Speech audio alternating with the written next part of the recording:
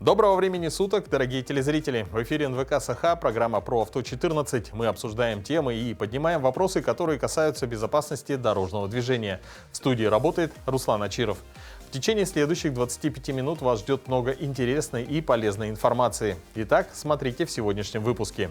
Статистика происшествий. Что случилось на дорогах республики за последнюю неделю? На какие машины устанавливают тахографы и как они работают? Зачем нужна короткая ОСАГО и какие подводные камни существуют? Ребенок – главный пассажир, памятка для родителей. Как правильно проехать перекресток Билибина и Устах-Избекова в Якутске? Повторение – мать учения. Правила дорожного движения в нашей студии проверит риэлтор Светлана Гурьева. А в начале выпуска предлагаем вашему вниманию обзор происшествий на дорогах нашего региона. На автомобильных дорогах республики с 11 по 17 ноября зарегистрировано 7 дорожно-транспортных происшествий, где травмировано 10, в том числе пострадал 1 несовершеннолетний. Так, вечером 11 ноября в 203-м микрорайоне города Якутска водитель, управляя автомобилем Toyota Land Cruiser, совершил наезд на 16-летнего пешехода. В медучреждении несовершеннолетнему диагностировали ушибы. По данному факту проводится проверка. 12 ноября на автодороге города Томот, микрорайона Синегорье, Алданского района, водитель, управляя автомобилем ВАЗ, не учел дорожные и метеорологические условия и допустил выезд на полосу для встречного движения, где совершил столкновение с автомобилем Toyota Carina. В результате столкновения пострадала пассажирка японского автопрома. Ей назначено амбулаторное лечение. 13 ноября в поселке Нижний Бестях нарядом ДПС в ходе патрулирования была остановлена автомашина марки Toyota Ipsum. Водитель перевозил 5 пассажиров по маршруту город Якутск-Амга, совершив при этом несанкционированный выезд на лед. Напоминаем, что санкции статьи 238 УК РФ за оказание услуг, не отвечающих требованиям безопасности жизни или здоровью граждан, предусматривает наказание в виде штрафа до 300 тысяч рублей, либо обязательной работы на срок до 360 часов, либо ограничение свободы до 3 лет, либо принудительной работы до 2 лет или лишение свободы до 2 лет. 15 ноября в столичную больницу обратилась девушка с травмами, полученными в результате ДТП. Предварительно было установлено, что в тот день неустановленный водитель, управляя неустановленным автомобилем, при проезде перекрестка улиц Халтурина-Кальвица совершил наезд на пешехода-девушку и скрылся с места ДТП. В медучреждении пострадавшей диагностировали ушибы и назначили амбулаторное лечение. А мы продолжаем. С марта этого года стартовал пилотный проект, согласно которому полис ОСАГО можно приобрести даже на 1 день. Этот краткосрочный договор вступает в силу через 3 дня после его заключения. Кому он может понадобиться и сколько стоит? Об этом наша постоянная рубрика «Полезное за минуту». В каких случаях, например, вам может понадобиться краткосрочный полис ОСАГО? Самый такой явный пример, например, это когда вы перегоняете автомобиль из какого-то соседнего региона. То есть вам действительно нет необходимости оформлять его на более какой-то длительный срок. Вы оформляете его, допустим, на неделю, да? Перегоняете его из соседнего региона. И, в принципе, в этом случае вы, конечно, сэкономите уже, да, на страховании своего автомобиля. При этом нужно также держать в голове такой нюанс, то что договор вступает в силу закона через 3 дня после его подписания. Для чего это сделано? Да? Это сделано для того, чтобы не было какого-то злоупотребления иногда, да, то есть чтобы человек не оформил свой полис уже после того, как совершилось ДТП. В принципе, страховая организация, конечно, может сократить как-то этот срок, да, но вряд ли организация пойдет на это. Поэтому нужно также этот момент держать в голове.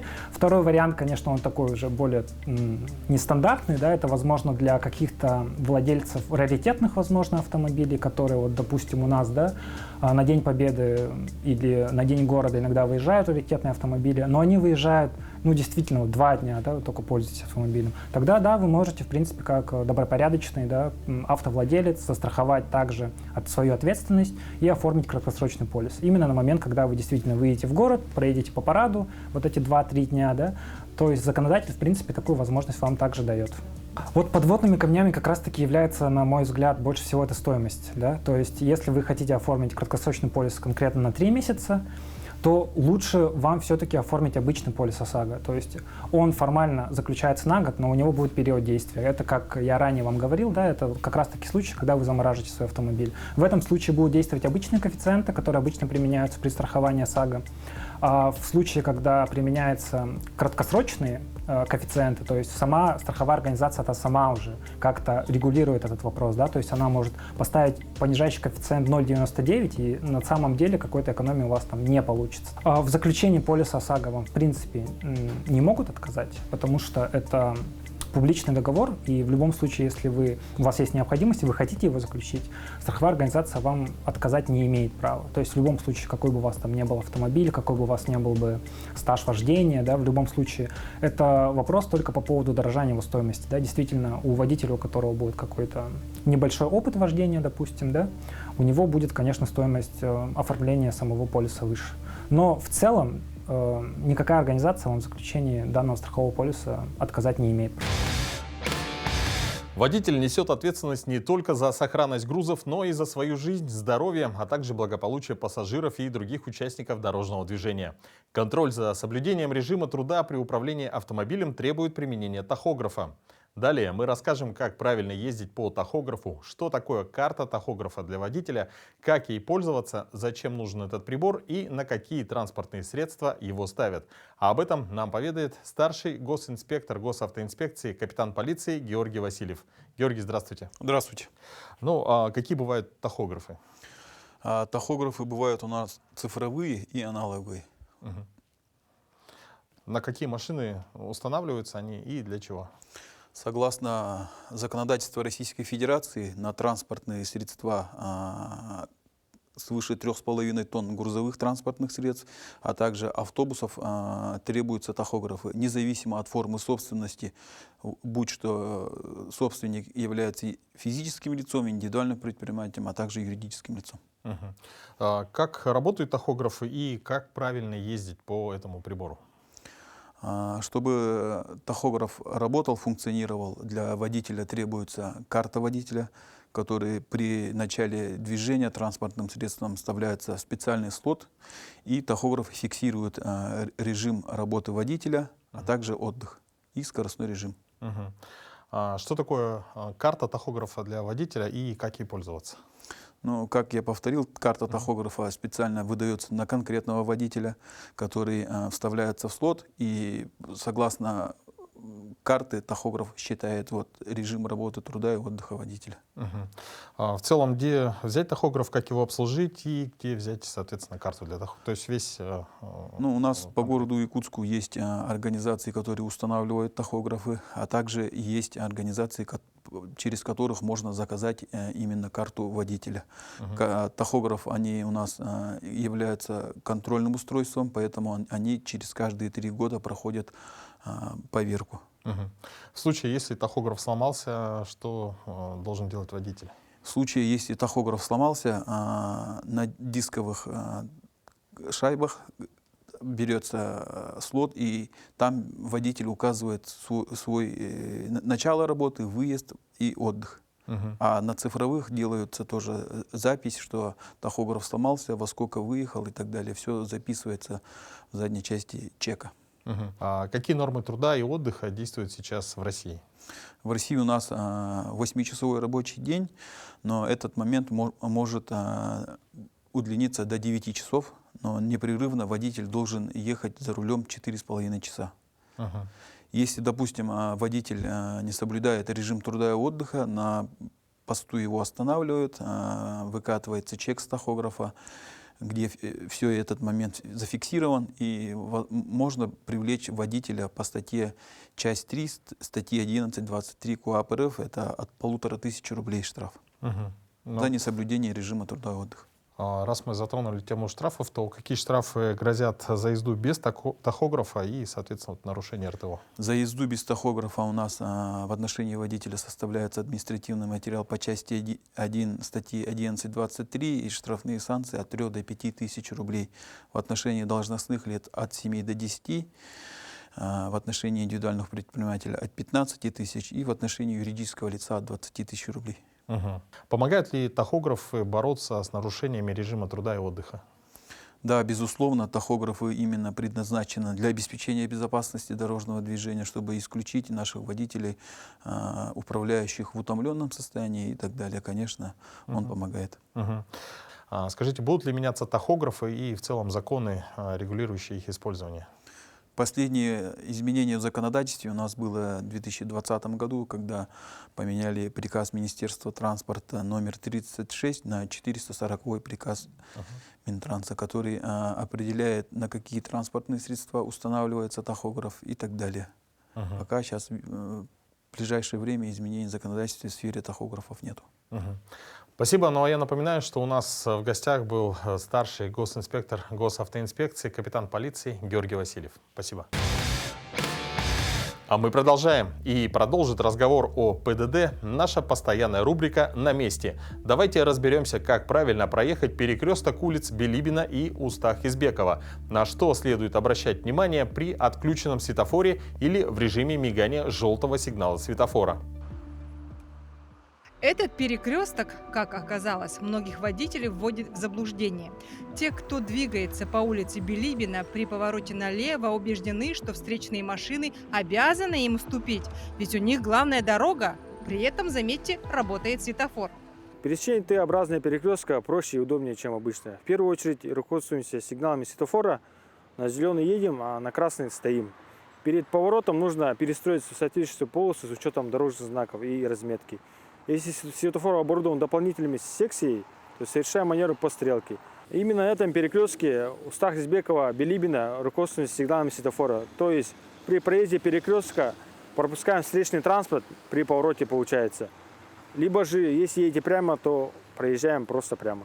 Пункт 6.15 ПДД гласит, что в случае, если значение сигналов светофора противоречит требованиям дорожных знаков приоритета, водители должны руководствоваться сигналами светофора. Из этого следует, что при повороте налево или развороте по зеленому сигналу светофора водитель транспортного средства обязан уступить дорогу транспортным средствам, движущимся со встречного направления прямо или направо. В случае отказа работы светофора руководствуемся дорожными знаками. То есть главная дорога 2.1 и уступить дорогу 2.4. В данном случае главная дорога поворачивает налево, то есть со стороны Серегинского шоссе в сторону Вилюйского тракта. А если двигаться со стороны Устах-Избекова, то есть мы пропускаем встречный транспорт. То есть, если вы двигаетесь по улице Устах-Избекова, значит, находитесь на второстепенной дороге. Поэтому должны уступить дорогу всем автомобилям, находящимся на главной дороге, то есть на улице Билибина. По статистике, в автомобиле, не оборудованном специальными удерживающими приспособлениями, погибает каждый 6-й ребенок, а каждый 3-й остается инвалидом на всю жизнь.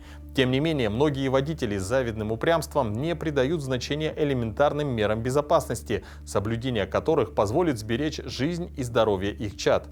Далее тему продолжит наш следующий сюжет. По правилам, детей до 7 лет перевозить нужно обязательно в специальном детском кресле, возможно, на переднем и на заднем сиденье автомобиля, оборудованным ремнями безопасности и специальными креплениями. Оно должно быть надежно закреплено в соответствии с инструкцией производителя и подходить малышу по весу и росту.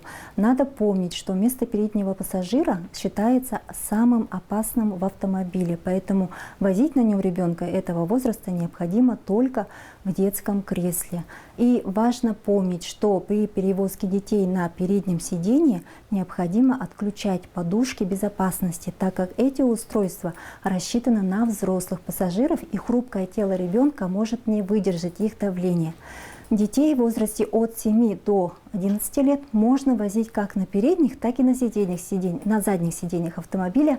При поездке сзади уже разрешено просто пристегивать их штатными ремнями, в том случае, если рост ребенка превышает 150 сантиметров, а вес более 36 килограмм. Детское кресло не только помогает избежать штрафы, но и по-настоящему бережет юных пассажиров в авариях.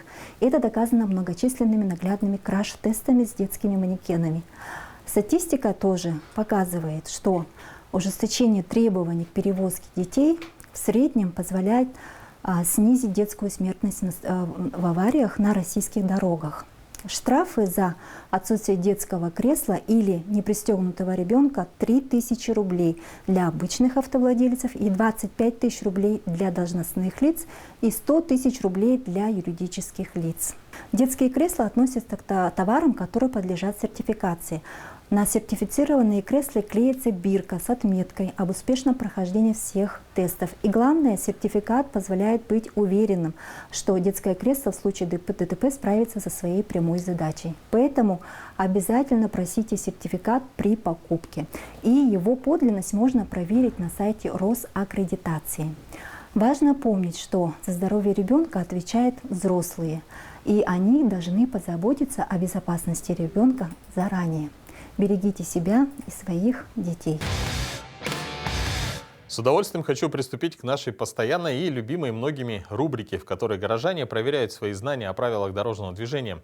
По традиции наш экспресс-тест состоит из 10 вопросов, а ответит на них риэлтор Светлана Гурьева. Светлана, здравствуйте. Здравствуйте. Скажите, какой у вас стаж вождения? Ну, в этом году 10-й год. 10-й год. О, скоро будет юбилей, получается.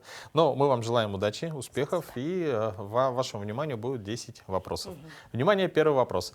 Разметкой в виде буквы А обозначают варианты ответов: специальную полосу для любых автобусов, вариант 2 — специальную полосу для маршрутных транспортных средств, и третий вариант — место остановки и стоянки любых автобусов.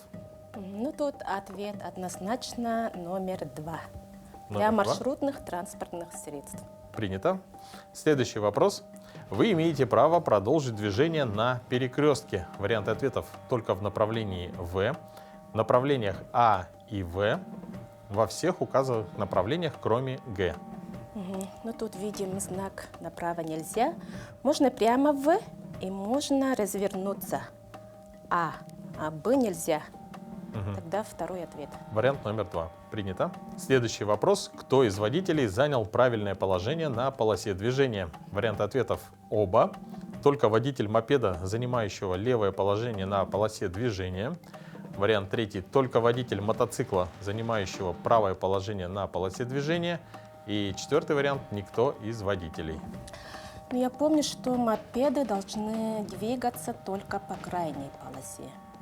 А вот насчет мотоциклиста я не уверена, но так, положение на полосе правильное, да? Так, ну давайте тогда мотоциклист. Ответим. Только водитель мотоцикла. Так, тут вопрос: кто из водителей занял правильное положение? Правильное, да, мотоциклист правильный. Мотоциклист занял правильное положение. Номер 3 Три. вариант. Принято. Следующий вопрос. Какой опознавательный знак должен быть закреплен на задней части буксируемого механического транспортного средства при отсутствии или неисправности аварийной сигнализации? Варианты ответов: А, Б или В. Ну, тут треугольник. Вариант номер 1. А. А. Принято. Следующий вопрос. При движении прямо вы, вариант ответов, имеете преимущество. Второй вариант: должны уступить дорогу только мотоциклу. Вариант третий: должны уступить дорогу только автомобилю. И четвертый вариант: должны уступить дорогу обоим транспортным средствам. Ну, тут у нас знаков нету, равнозначная дорога. Тогда получается, мы едем по правиле помеха справа. Значит, я уступаю, мотоцикл же стоит, да? Мотоциклисту, потом я, потом грузовик. Уступает только мотоциклисту. Второй вариант. Вариант номер 2. Принято. Следующий вопрос. Разрешается ли перевозка людей в салоне легкового автомобиля, буксирующего неисправное транспортное средство? Варианты ответов: разрешается. Разрешается только при буксировке на жесткой сцепке. И третий вариант: запрещается. Так, ну точно разрешается, но я не уверена в любом случае ли. Ну, на всякий случай отвечу номер 2. Номер 2. Разрешается только при буксировке на жесткой сцепке. Принято. Следующий вопрос. Как вам следует поступить в данной ситуации? Варианты ответов: проехать первым. Второй вариант: использовать обочину для встречного разъезда. И третий вариант: уступить дорогу грузовому автомобилю.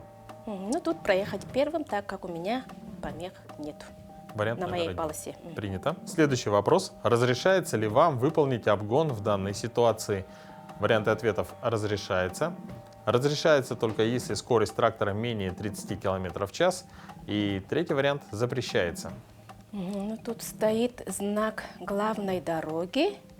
Тогда дорога не равнозначная. Но на главной дороге можно сделать, совершить обгон любого транспортного средства. Думаю, разрешается. Вариант номер 1. Принято. Следующий вопрос. Можно ли вам на перекрестке выполнить разворот, двигаясь задним ходом? Варианты ответов «можно». Второй вариант «можно», если при этом не будут созданы помехи другим участникам движения. И третий вариант «нельзя». Ну, тут точно нельзя Вариант задним номер ходом 3. совершить, да, на перекрестке. Принято. Следующий вопрос. При въезде на перекресток вы должны уступить дорогу обоим транспортным средствам, должны уступить дорогу только автомобилю, имеете преимущество перед обоими транспортными средствами. Ну, при въезде в круговое движение мы уступаем дорогу всем транспортным средствам, которые находятся в круговом движении. Вариант номер 1. Да. Принято. Это был последний вопрос. Ну а сейчас результаты проверит преподаватель учебного центра «Автоэксперт» Анастасия Бушуева. Добрый вечер, уважаемые телезрители. Итак, проверим знания по правилам дорожного движения нашего тестируемого Светлану. Итак, первый вопрос. Разметка в виде буквы А обозначает. У нас установлена горизонтальная разметка 1,23. Это специальная полоса для маршрутных транспортных средств. Ответ был правильным. Вы имеете право продолжить движение на перекрестке. Мы правильно будем двигаться, не нарушая правил в направлениях А и В. Г. Установлен знак 3.18.1 направо запрещено. Направление Б проходит по проезжей части встречного направления. Поэтому мы можем двигаться в направлениях А и В. Ответ второй. То есть водитель занял правильное положение на полосе движения. У нас мопеды должны двигаться по правому краю проезжей части. А на населенном пути мотоциклы могут занимать любую полосу. Поэтому здесь правильно двигается водитель мотоцикла, занимающий правое положение на полосе движения. Какой опознавательный знак должен быть закреплен на задней части буксируемого механическое транспортное средство при отсутствии или неисправности аварийной сигнализации? Конечно же, знак аварийной установки. Ответ А. При движении прямо в перекресток равнозначный. Первым начинает движение мотоцикл. Он у нас помеха справа, поэтому мотоцикл у нас выкатится первым. Затем за нами грузовик, и последним поедет мотоцикл. То есть первым начнет движение мотоцикл, поэтому мы должны уступить дорогу мотоциклу. Ответ второй. Разрешается ли перевозка людей в салоне легкового автомобиля, буксирующие неисправные транспортные средства? Здесь, получается, на гибкой и на жесткой цепке можно перевозить людей. То есть здесь ответ будет один. Здесь произошла у нас ошибка. На втором варианте они указали только жесткую цепку. На гибкой цепке тоже можно. Ответ один. Как вам следует поступить в данной ситуации? У кого препятствие, тот уступает. Нашей стороны препятствия нету, поэтому мы поедем первыми. Ответ один. Разрешается ли вам выполнить обгон в данной ситуации? Если мы двигаемся по главной дороге, обгон разрешен. Ответ 1. Можно ли вам на перекрестке выполнить разворот, двигаясь задним ходом? На перекрестке задний ход запрещен. Ответ нельзя. При въезде на перекресток здесь у нас круговое движение. Знака приоритетов нет. Круговое движение главное, иначе мы должны уступить дорогу обоим транспортным средствам. Итак, Светлана допустила у нас только одну ошибку. И я призываю всех соблюдать правила дорожного движения, проявлять уважение другим участникам дорожного движения. Всего вам доброго!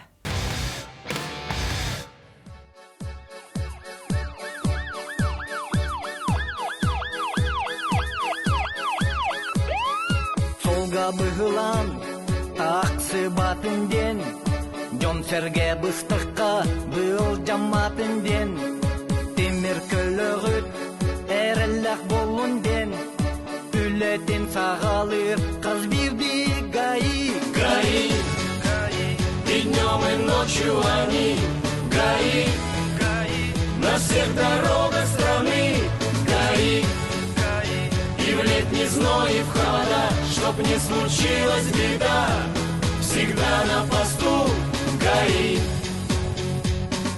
Служба непростая у парней в ГАИ, патрули и рейды закаляют их, путь вам безопасным делают они, жизнь посвящая полностью ГАИ, ГАИ.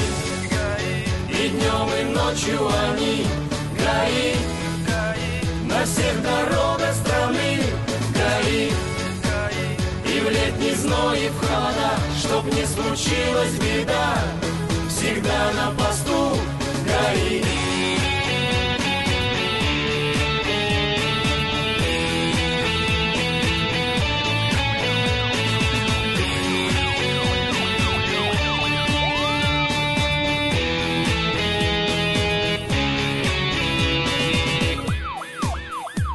Мои друзья в ГАИ, надежной вам семьи, удачи и добра, домашнего тепла, спокойной службы вам, счастливого пути желаю я вам от всей души. ГАИ. И днем, и ночью они ГАИ. На всех дорогах страны ГАИ. И в летний зной, и в холода, чтоб не случилась беда, всегда на посту ГАИ. И днем, и ночью они ГАИ. На всех дорогах страны ГАИ. И в летний зной, и в холода, чтоб не случилась беда, всегда на посту ГАИ.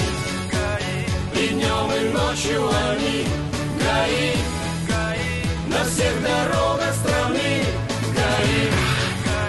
И в летний зной, и в холода, чтоб не случилась беда, всегда на посту ГАИ. Вот и подошла к концу наша передача. Дорогие телезрители, будьте бдительны, соблюдайте правила дорожного движения и берегите себя. До новых встреч в эфире.